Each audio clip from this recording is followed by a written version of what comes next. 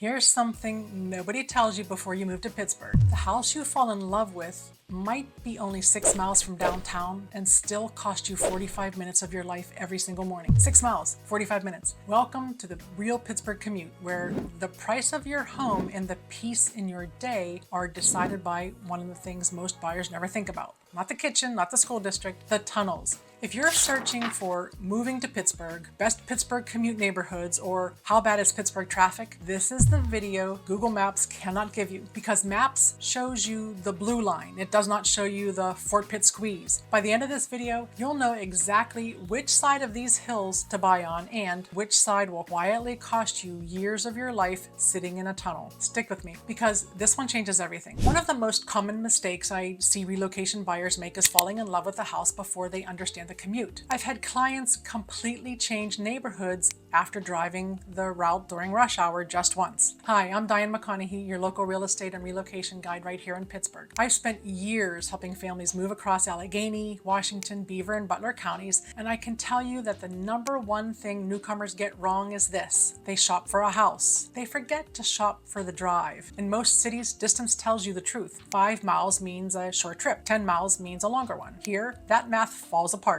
Pittsburgh was not built on a flat grid. It was built on hills, carved by 3 rivers, and stitched together by bridges and tunnels. The land decides where the roads can go, and the roads decide how your week feels. After helping hundreds of buyers across Western Pennsylvania, I've learned that 2 homes with similar prices and features can create completely different lifestyles depending on what stands between them and work. So before we talk about any neighborhood, you have to understand the bones of this place. Once you get this, you will read a listing completely differently. You'll look at the address and already know in your gut whether that home means an easy morning or a daily battle. Let me show you how. Let's start with the part that every local has a strong opinion about: the tunnels. I honestly never get tired of watching relocation buyers experience that view for the first time. Even people who have seen the photos of Pittsburgh are usually amazed when the skyline suddenly appears in front of them. Pittsburgh has 3 big highway tunnels that shape almost every commute. The Fort Pitt Tunnel, the Liberty tunnels, they carry you toward the south and the west, and the Squirrel Hill Tunnel that carries you towards the east. They're beautiful in their own way. Coming through the Fort Pitt Tunnel, the whole city pops up right in front of you all at once. The rivers, the skyline, the bridges. I've driven people through those tunnels just to watch their faces. They're amazed. But here's the catch.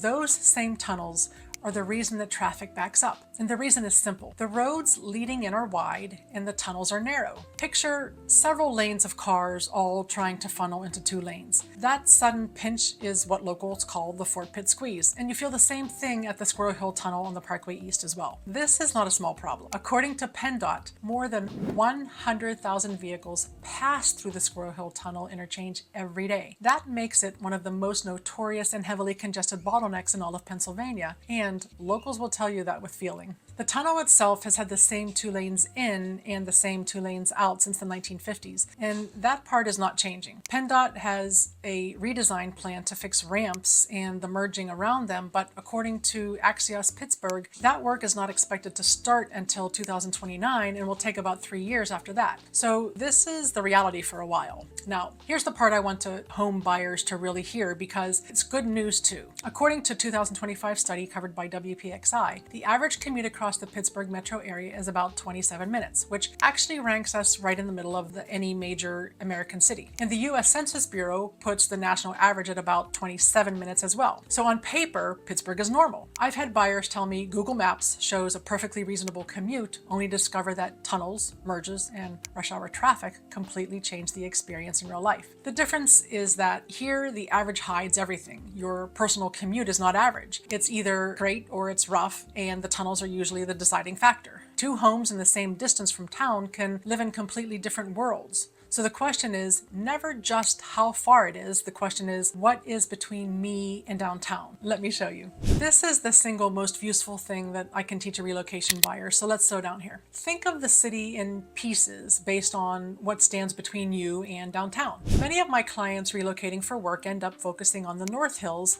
once they understand the tunnel situation. For some commuters, avoiding those daily bottlenecks becomes a major quality of life improvement. If you live in the North Hills, you have a quiet advantage. According to local commuter guides built around PennDOT's roadmap, Interstate 279, also called the Parkway North, is the only major highway into downtown that does not pass through a tunnel. No tunnel means no squeeze. From a lot of North Hills communities, you can reach downtown in about 20 to 25 minutes on a normal day, and 279 even has special carpool lanes that move you faster when you have a passenger. The trade-off is that North Hills leans heavily on driving. There's no train line up there, so your car is your plan. What I love about the South Hills is that buyers actually have options. Some of my clients happily trade the drive for the convenience of hopping on the T and letting someone else handle the commute. The T in the South Hills has something that the North Hills does not, and the T runs on its own tracks and slips into downtown through its own path, which means that it skips the car tunnels completely. For a daily commuter, that's gold. You park, you ride, you skip the jam. But if you choose to drive instead of taking the T, you're right back in the Liberty or the Fort Pitt tunnels, and your easy trip becomes a slow one. In the South Hills, your commute depends on your choice. Embrace the train or accept the tunnel. A surprising number of buyers have never heard of the East Busway until I point it out. For the right person, it can completely change how they think about living in the eastern suburbs. Drivers there live and die by the Parkway East and the Squirrel Hill Tunnel, which we already know is the busy one. But here is a hidden helper that many buyers never hear about. There's a bus-only road called the Martin Luther King Jr. East Busway. It runs on its own lane away from car traffic, so riders from neighborhoods like Swissvale and Wilkinsburg can glide past the cars stuck on the parkway. If you're buying in the east and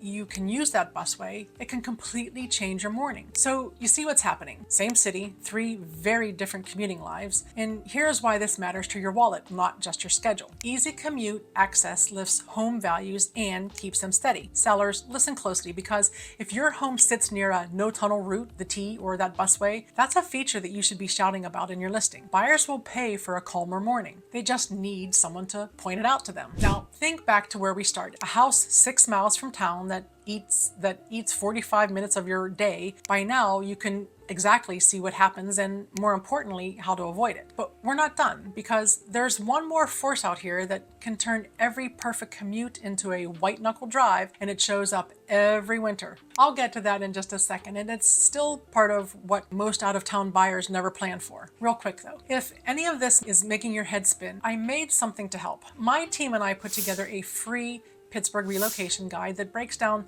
neighborhoods, school districts, cost of living, everything you need to know before moving here. It's the cheat sheet that I wish every buyer had before they picked a house. The link is right below this video, and it costs you nothing. Because I was born and raised here, I sometimes forget that things Pittsburghers take for granted can be completely unfamiliar to newcomers. That's why I spend so much time helping relocation buyers understand how the city actually works. For those just meeting me, I'm Diane McConaghy. I help people land in the right Pittsburgh home, not just any home. And speaking of that winter curveball, let's talk about it now. I have had clients from Florida, Texas, and other flatter parts of the country laugh when I bring up the hills during a showing. The winter arrives and they quickly understand why locals pay attention to topography. Here's the thing about Pittsburgh's hills. They're gorgeous in the fall. They're humbling in the winter. Many of our streets are steep, narrow, and old. They wind up hillsides and drop down into valleys. On a sunny day in July, that's charming. On an icy morning in January, that same charm becomes a steep, slick ramp that nobody wants to drive down. We don't get buried into snow like Buffalo or the mountains, but we get enough to matter, and the hills make a little snow feel like a lot. The bigger surprise for most newcomers is not the snow, it's the gray. Pittsburgh has a lot of cloudy days, and I want to set the record straight on this because people love to compare us to Seattle. According to the National Weather Service, Pittsburgh averages about 203 cloudy days a year, while Seattle sits closer to 226. So we are gray, but Seattle's grayer. We're cloudy, but not the cloudiest. As for snow, don't let anyone tell you that it's light. According to the National Weather Service, Pittsburgh averages around 44 inches of snow a year, which is just under 4 feet. We're not Buffalo, but it's a real winter, so come prepared. We don't get it all at once, but we get it sporadically throughout the winter. So why does this matter for your commute and your home search?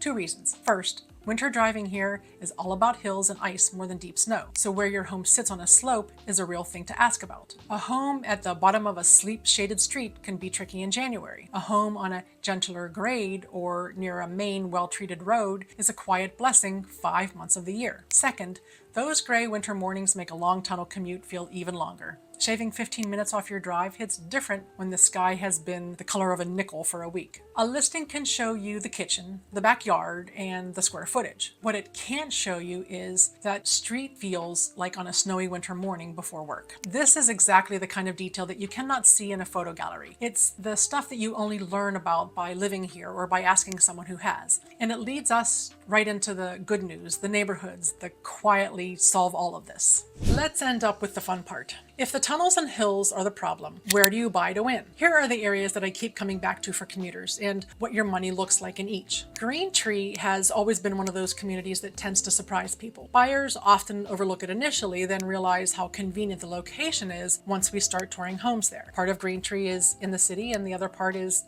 not part of the city. There's also Brookline. These spots get talked about by locals for one reason: access. Green Tree, which is its own small borough in Allegheny County, sits right by the Parkway West and is just minutes from downtown, which makes it favorable for people who want a short, simple drive without paying a fortune. Brookline is a neighborhood within the official city limits. It offers that classic, friendly Pittsburgh feel with easy access to main roads and the city. Both let you live close in without that constant tunnel headache, and that's a rare combination here. Now, zoom out to the county level because this is where your dollar really shows its hand. According to Redfin, in early 2026, the median home price in Allegheny County, where the city sits, was around $255,000 to $260,000, and prices there were up about 6% over the year. That is your close-in most options county. Head north to Butler County and you're at the priciest, fastest growing corner of the region. According to Redfin, the median there was up near $375,000 to $385,000. You pay more, but you're buying into newer homes, strong schools, and that tunnel-free Parkway North commute that we talked about before. For move-up buyers and luxury shoppers, this is often the sweet spot. Then look south and west for value. According to Realtor.com data, Washington County's typical listing in the spring sat around $250,000, and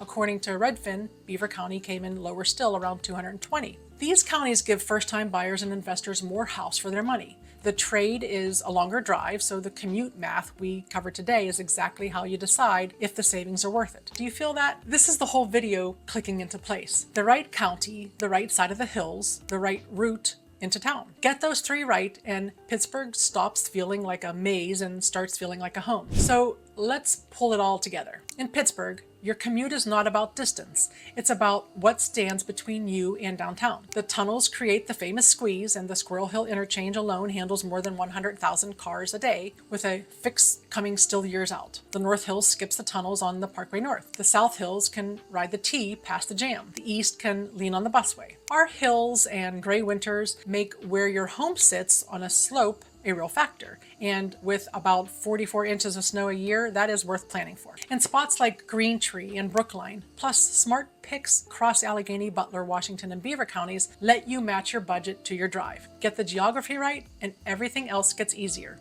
Having helped buyers relocate from all over the country, I can tell you that finding the right commute is every bit as important as finding the right house. When you get both right, daily life becomes a whole lot easier. Here's my promise to you. The right home in Pittsburgh is out there, and it should give you your mornings back, not steal them. You deserve a place where the drive is short, the street is safe in the winter, and the value is real. That is the kind of home that I help people find every week. So if you are even thinking about moving to the Pittsburgh area, reach out to me directly. My contact information is right below this video. Tell me where you work, how you like to commute, and your budget, and I will help you find the side of the hills that fits your life. And don't forget to grab that free Pittsburgh relocation guide in the description below. It does a lot of this homework for you. If this helped you, give it a thumbs up and hit subscribe so that you never miss what's coming next. And before you go, watch this one next. 6 reasons you might not survive living in Pittsburgh, Pennsylvania.